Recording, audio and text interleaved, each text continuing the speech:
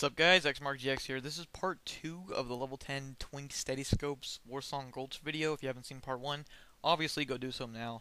You just missed half of the battleground. So, continuing on Steadyscope. I'm a level 10 Twink Haste hunter with a bunch of crit chance and a really fast gun speed, just having a blast taking all these guys in Warsong Gulch. Again, we're killing their flag carrier. It's a primary objective. We just need to take those guys out as soon as possible. Because if it's the last 5 minutes of the battleground and they have the flag, they're sitting in their roof, whatever, we go for it. Our flag carrier has the debuff. It's usually someone with travel form or Ghost Wolf, and they can't catch up to their flag carrier because he's just going to keep ranging them if he knows what he's doing, and it eventually times out and ends up in a tie. So it's ridiculous. That's why we try our best to get the flag carrier midfield, but if he does get into their base, right then, our primary objective is to get the flag back. We move in as one big cell, just blitz straight through their base and take out their flag carrier. The flag carrier usually ends up running to GY, and then running from GY down to midfield, back around GY. It's really annoying, and that is why we try to take out the flag carrier as soon as possible. I apologize for rambling on a bit in part 1, but I hope you guys did find that entertaining. It's quite interesting discussion to me. Hope you guys found it to be so as well. I want to talk to you guys a little bit about level 10 twinking right now. Really fun, but let me tell you, if you are deciding whether to go Horde or Alliance for level 10 twinking, please pick Horde. And if you're a really dedicated twinker and you want to make a level 10 twink because of this video or whatever, you've seen other people do so, go Horde, deck yourself out on Horde, and switch to Alliance if you plan on being an Alliance twink. Because the level 10 questing gear available to Horde and Alliance, the difference of them are substantial. The level 10 questing gear for Horde is so much better than the Alliance questing gear. I'm pretty much underpowered opposed to if I was going to fight a level 10 Twink Horde hunter. The only reason I do so well is because honestly I have so much BOAs on this guy, and you know, in terms it goes out really well. And with how fast I hit and how much I crit, it's amazing anyway. Besides being a hunter, you know, all my attacks for instance, so that helps as well. But again, the gear stat-wise and efficiency-wise for level 10 twinking on Horde side, it's all the way. So much better. As you guys can see, we do a little bit of GY camping here, just a little bit, maybe 2 minutes tops of it, and in that time frame I do get quite a good amount of killing blows. Mainly because I can shoot through this mountain here, which is kind of completely unrealistic, but a lot of the Horde are unaware of it, and they stand just in range of me, so I can just cap them, have a lot of fun doing so. And it does get pretty close with a couple of them, because you know, I get them down, then they realize they're dying, so they try to run out of range, but I get them right before they go out of range, if you guys have noticed that. Really fun stuff. If any of you guys have noticed my new pet, the Ravager, I did change it from the spider. I used to have a level 10 rare spider that you got from Elwyn Forest, but this is a green Ravager named Cuddle With Me. I thought that's pretty funny because a Ravager is the last thing you want to cuddle with. If you guys have looked at those things, yeah, pretty funny stuff there.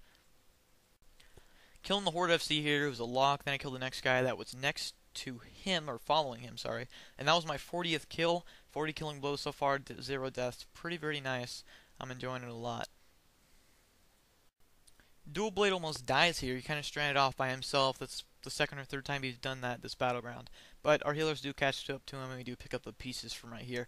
A little tip for all you warriors, paladins, shamis out there, any class that uses the shield. I barely found this out, but I'm pretty sure a lot of you are already aware.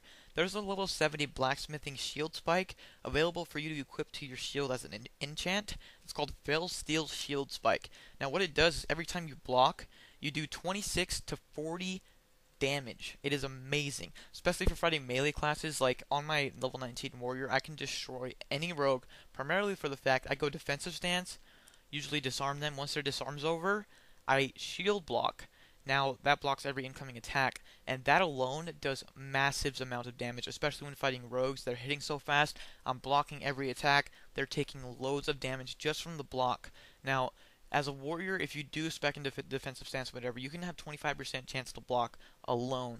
And just that overall is a very nice combo for you one-handed shield users. The Fell Steel Shield Spike is by far the best shield enchant. I do recommend it for anybody that is unaware. The mats are very expensive, and the schematic is pretty rare. Very few blacksmithers have it because you have to be exalted with Honor Hold, which is in Hellfire Peninsula, and that's a pain to get exalted with alone. So yeah, hopefully that helped you guys, because that really helped me, and I just found out about it, and I did put it on my warrior, and it is so nice. Alright, and now for the scores. I'm at the top of the Battleground scoreboard, at level 10 with 48 killing blows. Well, this is at the very end, right before we leave. 48 killing blows, 0 deaths, 135 honorable kills, 28,500 damage done, and 2 flag returns. Very nice stats in my opinion. Next up, Lobby Heals, the Redidin. 37 killing blows, 0 deaths, 89 honorable kills, 15,000 damage just about, 1 flag return. Next up, Dual Blade, the 15 Twink Rogue. At 17 killing blows, 0 deaths, 132 honorable kills, 8,000 damage done, sorry. Next up, Kyra, which wasn't a Twinking Amplified, but she still did very well with 16-0.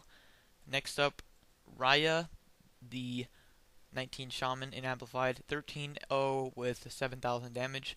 Alleviation, our 19 Priest Healer, went 4-0 with 2,500 damage. Pretty nice. And our other healer had 7,500 healing done. Alleviation had 6,700. But, you know, that doesn't track damage absorbed. In all, Amplified had 118 kills, 61,600 damage done, and 6 flag returns. Very nice pre-made. Peace out. Until next time.